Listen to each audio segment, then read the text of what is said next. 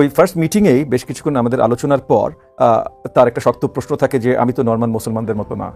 তো আমি তাকে তখন একটু শক্তভাবে তাকে জিজ্ঞেস করলাম, আমি ফার্স্ট একটু আমি হয়ে গেলাম যে this is not for expected, এইভাবে করে একটা মেম্বার অফ পার্লামেন্ট, একটা কংগ্রেস ওম্যান এইভাবে কথা বলবে, মানে আপনার মানে what you mean by that. তো তখন সে একটু বোঝাতে চেষ্টা করলো যে মুসলমান মানে খুব কঠোরপন্থী, মৌলবাদী, এই ধরনের জিনিসপত্র।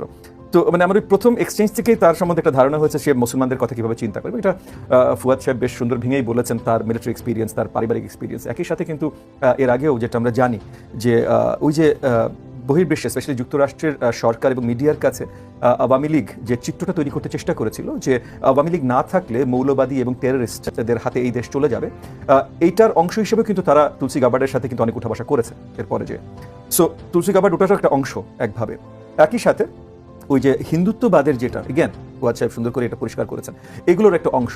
সো সে এগুলো নিয়ে এইভাবে কথা বলতেই পারে, তার কাছে একটা প্রশ্ন করেছে, উত্তর দিয়েছে। বাট বড় দাগে যুক্তরাষ্ট্রের ফরেন পলিসিতে আসলে বাংলাদেশ এখন বড়ভাবে ফিচার করে না।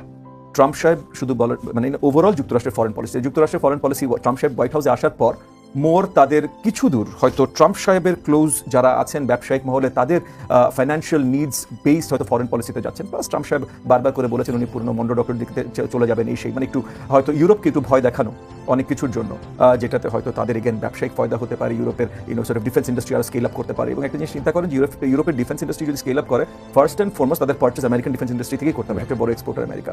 সো অনেক কিছুই মানে আমি একটা জিনিস হয়তো ভুল বলেন নাই, বাট তবু আমি হয়তো অ্যাডিশনাল একটা কথা বলবো যে ট্রাম্প সাহেবকে পাগল হিসেবে চিন্তা করলে একটু ভুল হবে।